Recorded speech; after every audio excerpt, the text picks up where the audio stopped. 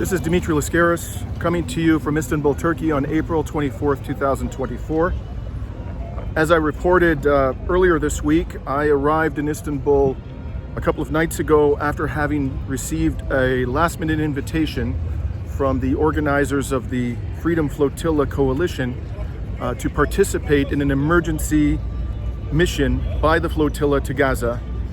And promptly upon my receipt of that invitation, I did what I could to reorganize my affairs, managed to liberate myself so that I could participate this year. As I've indicated in the prior report, this will be my third participation. Again, as I indicated in the prior report, we've had to experience several delays here because of the pressure that's being applied on the Turkish government by the main sponsors of Israel's genocidal regime, the US, British, and German governments, to prevent us from leaving Turkish shores and heading to the devastated enclave of Gaza to deliver desperately needed humanitarian aid. So the original target date, April 21st, was rescheduled to the 24th. When the necessary authorization did not come in, that was rescheduled to the 25th, and then late last night we found out that it was going to have to be delayed yet again, this time to Friday, April 26th. Tonight at 7 p.m., the participants received their daily update from the organizers of the coalition, and were told that as of this evening, the target date remains April 26th. So we're keeping our fingers crossed and hoping that we'll be able to board the vessel and sail to Gaza on that day. I nonetheless, even though I don't have an update to provide to you in terms of our scheduled departure, I nonetheless thought it was important to report back to you tonight because this evening, after we received our update, an individual of extraordinary eloquence and considerable moral authority addressed the gathering of the participants of the Freedom Flotilla 2024, and that individual was Chief Mandla Mandela, the grandson of Nelson Mandela. You're going to hear the lion's share of his speech. I'm going to include it at the end of this report, and then afterwards I also had an opportunity to interview him briefly, as did others, including a journalist from San Francisco. You're going to see my exchange with him, which related to the pressures being applied on the South African government, both by those who want Israel to be held accountable and those who promote Israel's agenda. And I'm also going to include a clip from this brief interview by a journalist from San Francisco, because although her question related to efforts made by activists in San Francisco many years ago to oppose the South African apartheid regime, in the course of answering her question, Chief Mandla Mandela said something interesting about his grandfather's views about the pursuit of peace and the necessity of defeating the oppressor in order for the pursuit of peace to be possible. And I'm paraphrasing here, and I think his exact words were quite interesting. What I took away from it, and this is my interpretation, was that he was suggesting in a subtle way that his grandfather understood perfectly well the necessity in many circumstances of an oppressed people resorting to armed resistance, of course within the laws of war, in order to achieve their freedom. And this is certainly an issue which is of the highest relevance to the Palestinian people today. In any event, I hope you enjoy listening to his speech as much as I did. One footnote, a minor observation, but one that I can't resist making, is I couldn't help but notice throughout his speech, which was very fluid, impassioned, powerful, clear, concise, that he never once referred to notes. And there certainly was no teleprompter. There was no speaking assistance whatsoever. And I couldn't help but think, as I was listening to him, about how impoverished the public discourse is, the political discourse is in the West, and that certainly would include Canada, and how these so-called leaders from the political elite can't seem to string together a coherent sentence, let alone a coherent paragraph, without reading from a script that was oftentimes prepared for them by somebody else. And even then, some of them managed to screw it up anyways. A prime example of this would be, of course, genocide Joe Biden, whose obvious and extensive dependence upon notes and teleprompters doesn't prevent him from regularly descending into incoherence.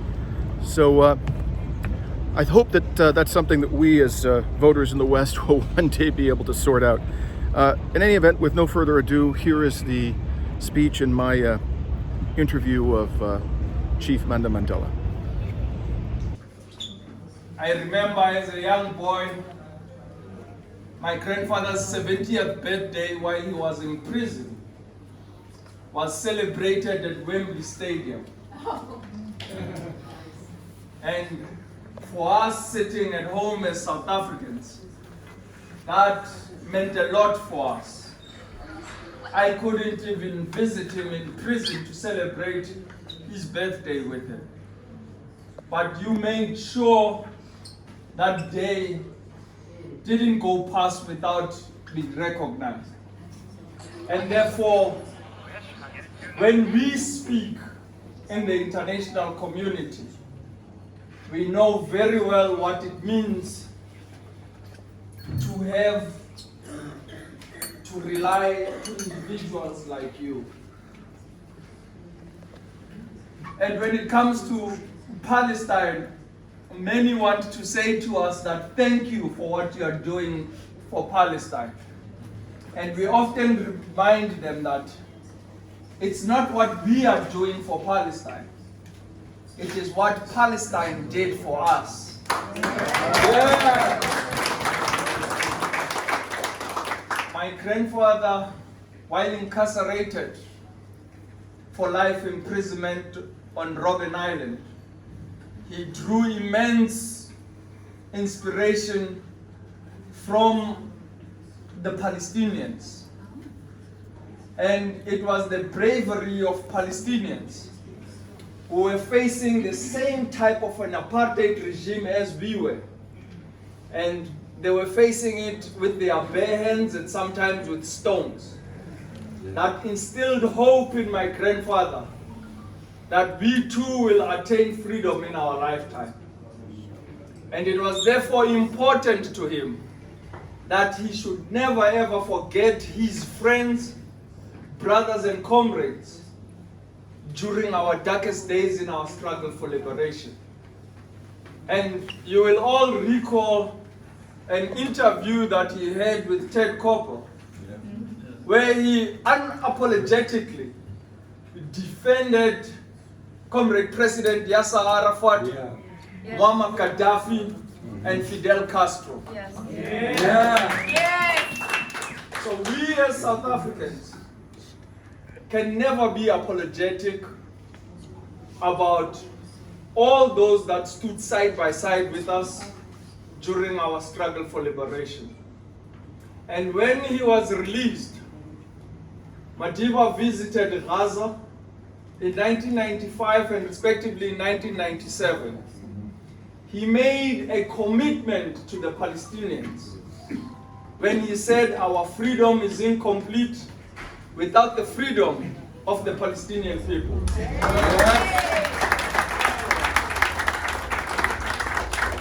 So for us today as South Africans, whilst Madiba is no more, we have picked up the baton where he left off, and we continue to champion the causes that he represented and stood for. And as you know, that Palestine is one of those issues that was close and dear to his heart, as he always reminded us that it is the greatest moral issue of our time. Yet many governments choose to remain silent and look away. Many have been complicit to the genocide, the ethnic cleansing, the war crimes, and crimes against humanity that have been meted out on a daily basis against our Palestinian brothers and sisters. not from the 7th of October, but for the past 76 years. Yes. And you today have decided to rise and be the voice of the Palestinians. We, as South Africans, had to exert pressure on our government as civil society and grassroots organizations to be able to take the Zionist usurping entity to the ICJ and the ICC and hold it accountable for the genocide that it has been orchestrating for the 75 years. And we are proud that our President Cyril Ramaphosa, our ministers Naledi Pandor and Ronald Lamola have fulfilled the wishes of South Africans. But just like yourselves, we feel it is not enough. There still needs to be more that is done. So, to be here amongst you was a real calling for me to support your cause, because we truly understand what this means as South Africans. And we want to wish you well that this so much needed humanitarian aid reaches the Palestinians in Gaza. And we are able to break the siege and break the blockade.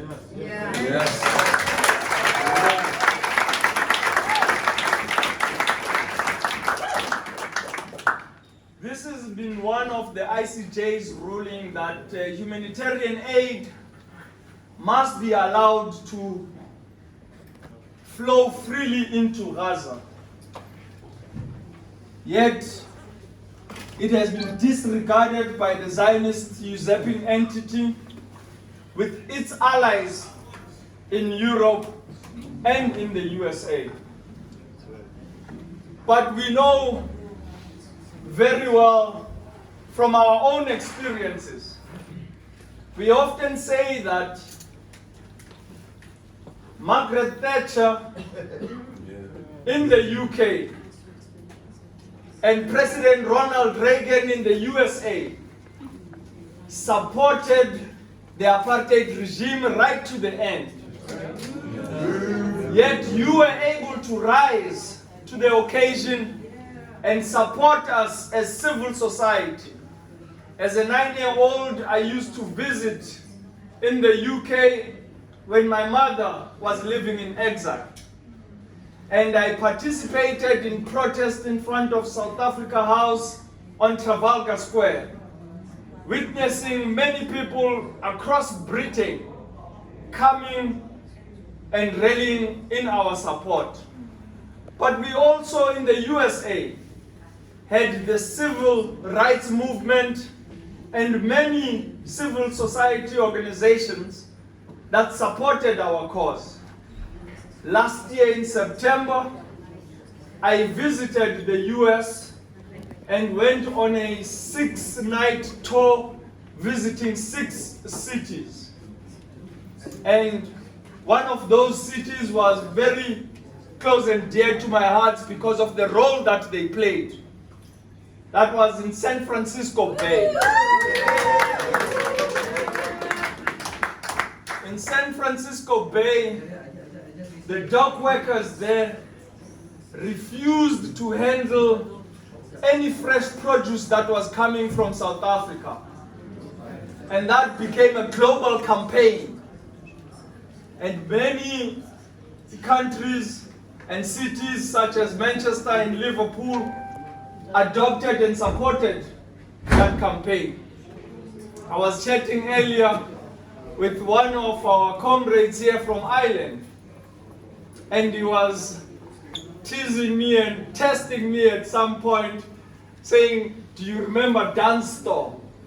He said there's no South African that can forget Dan's store and the name of Mary Manning, a 21-year-old that refused to handle any South African products in Dan's store. And that became a global campaign. So you may take this Freedom Flotilla as a small contribution that you are making. But we are saying to you that many of us wish we were sitting here side by side with you. Many of us wish it was not a ship or 2 or 3, but it was 100, it was 200, it was 500.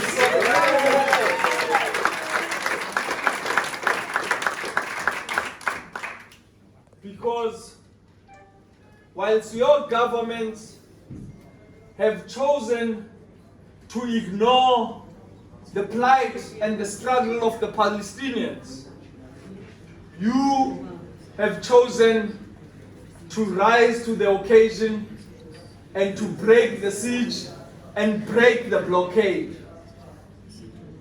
I dare say today, with your efforts, we will indeed realize a free Palestine in our lifetime.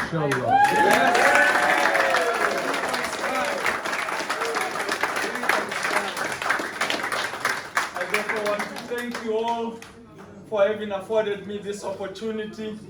I know many of you want photos, many of you want to do short interviews for your countries.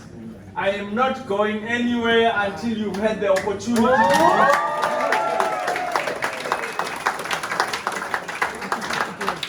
Because the work that you do must go back home, must go back to your countries, must ensure that people understand what we are doing and the cause that we have committed ourselves to. So thank you for everything.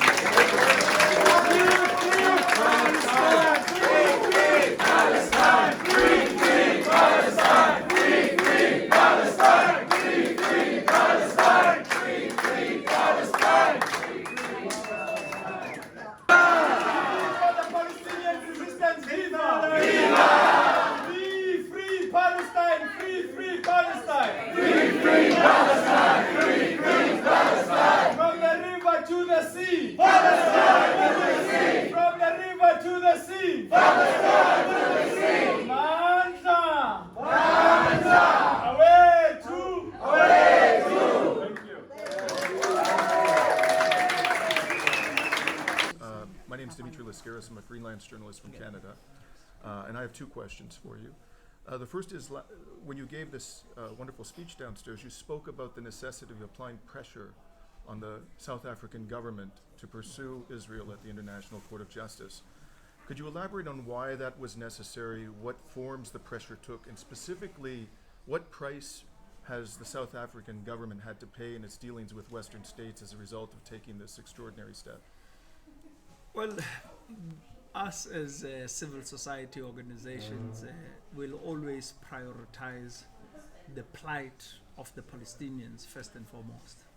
And therefore, it was a collective effort from grassroots organizations that have been over the past 2 decades exerting pressure on our government to be able to unequivocally stand in solidarity with the Palestinians. So this started at a party level within the African National Congress. We needed to pass resolutions in our National General Conference to ensure that we make a clear statement that we stand in solidarity with the Palestinians. And during those discussions, we immediately made a call for our embassy in Tel Aviv to be shut down. We had to reach a compromise to reduce it to a liaison status. But the call has always been there for over the past 2 decades. And therefore, we were able to reduce the embassy in Tel Aviv to a liaison status. But we continued at party level and at government level to stage protests and marches in South Africa, rallying society to make a call for government to cut ties with the Zionist usurping entity. And this led to our president, His Excellency President Cyril Ramaphosa, and our ministers Naledi Pandor and Ronald Lamola to first and foremost recall our officials in Tel Aviv for a consultative process. And when this was heard, they took a decision to take the case to the ICJ and the ICC, and the rest has become history.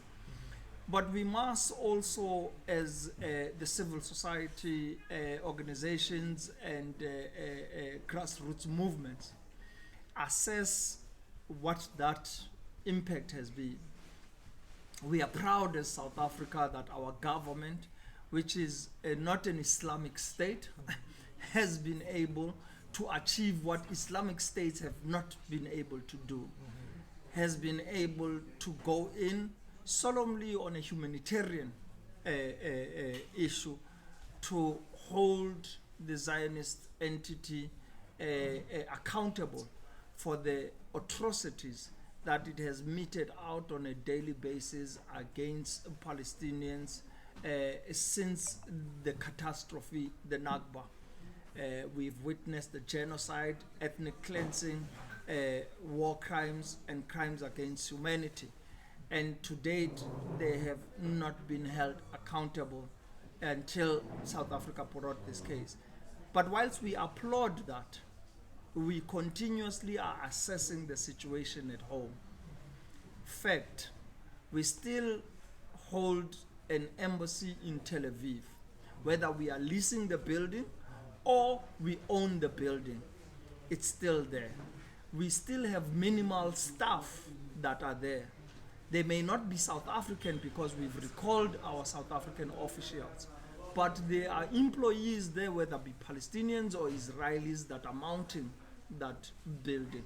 And therefore we still continue to call on the president to cut ties and shut down that embassy.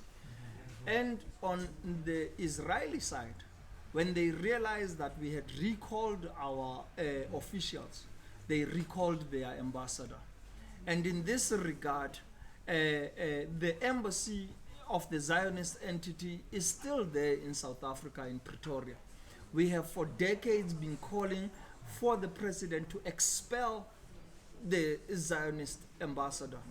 And we will continue to do so until there is no representation or representative of the Zionist entity in South Africa. But we must also speak to the fact that our government, through the Department of Transport, issues flight operating permits, FOPs, to El Al, a national airline, to the Zionist entity. We've learned from our comrades and brothers in Ireland that they've been able to cancel any flights of El Al to Ireland. And we are calling on our government to likewise do the same, because it is important for us to always be cognizant of the role of international solidarity. But on numerous occasions, our ministers will stand and say that we will arrest any South African that is aiding the IOF in this genocide. And we have seen videos and footage of South Africans that are currently there. But we are saying to our government, we need not wait on them to come home. There's over 149 cases dating back to 2014 of these South Africans that have been serving in the IOF, and some of them are back at home in Cape Town, residing at Sea Point. And therefore they should be immediately arrested. We have, through the Ministry of Defense, the Foreign Military Assistance Act that prohibits any South African from aiding any foreign military. And therefore, through that act, these South Africans must be charged, prosecuted, and ensure that they've been held accountable for their criminal activity. But recently, we've also had one of the soldiers from the Golani brigades that came to South Africa and was seen in George. A South African citizen? No, this is a Zionist citizen. Right. Coming to South Africa. We've seen his pictures in a full uniform in the Golani Brigade that entered Gaza after the 7th of October. And he was in South Africa. We shared the pictures, and I can make those pictures available. We informed the authorities. To date, there has not been any arrest. We don't even know if he's still in South Africa. The other one was the notorious one that was saying that the resistance Hamas has beheaded 40 babies, Israeli babies. He was in South Africa 4 weeks ago, recruiting South Africans to go and serve in the IOF.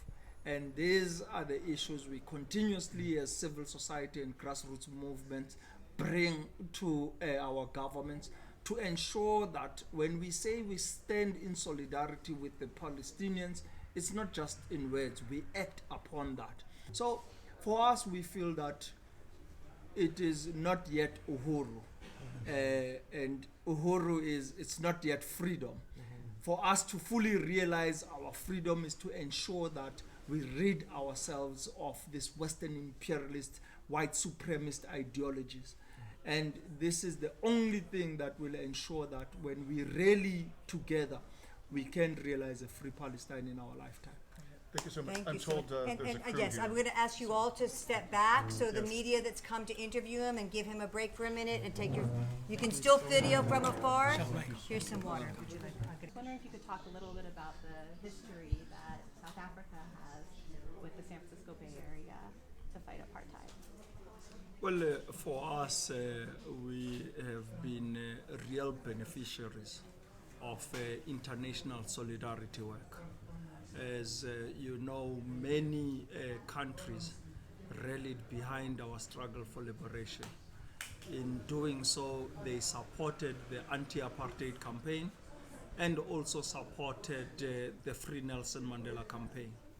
And in speaking about the San Francisco Bay dock workers, it's a place that no South African can ever forget because of the support they gave us.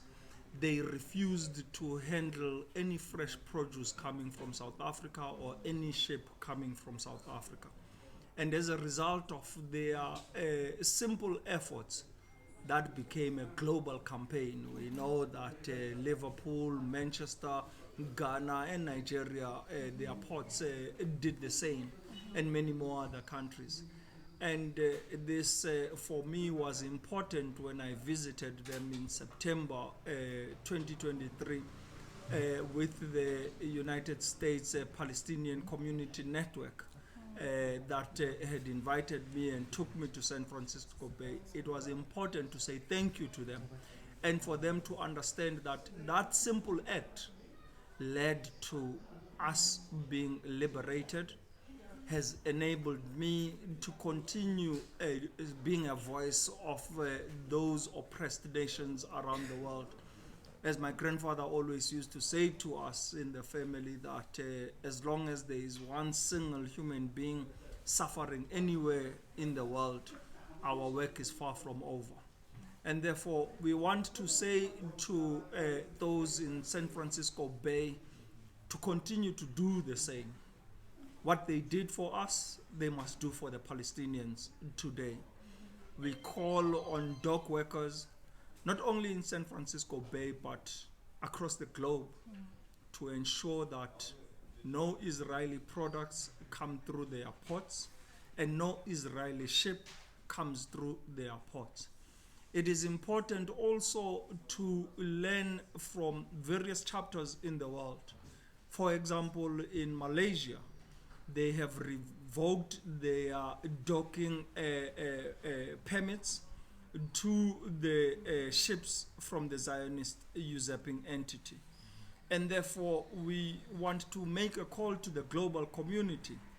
All ports must be able to revoke their docking permits from the Zionist usurping entity's ship so that they do not and are not enabled to continue to trade freely. We have seen what these simple acts can do, and we hope that since governments are not doing enough, we as civil society and humanitarians can be able to bring the necessary change that is needed. Okay, good. Let's switch to another. We're gonna have another person ask a question. Who was next? Was it Daisy next? I think, yeah, You're turn on all the lights. Can you go help get the lights on? And then Daisy, were you next? Or go ahead. Sure. From I have one Malaysia. question for you. So what we should do is that let's cover the questions and then we can move and allow our next team come in. So don't disperse after you've asked your question, allow others to ask their questions, then we'll be able to move quicker. Okay. Okay. Of course, yeah. I only have one question here. It's a great pleasure to be here with you today. And how can the experiences of South Africa's transition to democracy and reconciliation inform effect to achieve peace and justice in the Middle East, and particularly in relation to the rights and the aspirations of the Palestinians? Well, it is important for us to denounce on what has always been put to the Palestinians. You need to embrace peace like Nelson Mandela embraced peace. Nelson Mandela was a man of peace, and therefore you as Palestinians must abandon your picking up of arms and be able to embrace the strategies of Nelson Mandela. We must be able to clarify this misnomer. Nelson Mandela only embraced peace once he had defeated the apartheid regime in South Africa. And in doing so, there were three things that he called for, because he first and foremost waged a struggle for liberation to defeat the white supremacy ideology in our country. And when the time came, he presented two options to us as South Africans. You can either submit or resist occupation. And we chose the latter, to resist occupation. And he formed Mkhonto Wesizwe, which was a military armed wing of the ANC, to fight the apartheid regime. And therefore, once we had been able to defeat the apartheid regime, he called on three things to be met: the immediate release of all political prisoners, and the unbanning of all political parties to be able to participate in negotiations and the transition to democracy, and to give right of return to all South Africans living in exile to come back home and be able to participate in the transition. And therefore, we want to send the same message to our comrades and brothers in Gaza and occupied Palestine, that until these three issues are met by the Zionist usurping entity, we will not sit in any negotiations. It is important that the Zionist usurping entity, if it is serious about any negotiations, then it must make a commitment, and we need to see an immediate release of all political prisoners, the unbanning of all political parties and factions of Palestinians so that they can be able to contribute in the transition, as well as give right of return to all Palestinians in the diaspora, over 6 million of them, to be able to return home to the land of their forefathers so that they can be able to contribute and participate in the transition. Well, that's my latest report from Istanbul, Turkey on the evening of April 24th, 2024. If you found this video to be informative, please like it, please share it. If you don't already follow me, subscribe to my YouTube channel, please do so. As I've indicated before, I do this journalism as a matter of public commitment, of public advocacy, and not for any compensation. I don't earn any compensation from journalism. I never have. I don't even get my expenses reimbursed to me. In order for the work that I do journalistically to have a significant impact, I need your help in spreading the information that I'm able to share with you, oftentimes by reporting from the front line of conflict. And quite apart from my own journalism, please keep an eye out for reports about the Freedom Flotilla, particularly by other journalists who are here, independent or otherwise, because the best way for this humanitarian mission to achieve good for the Palestinian people is for us to draw the attention of the world to an even greater degree upon their suffering and those who are complicit in it. This is Dimitri Lascaris coming to you from Istanbul, Turkey on April 24th, 2024.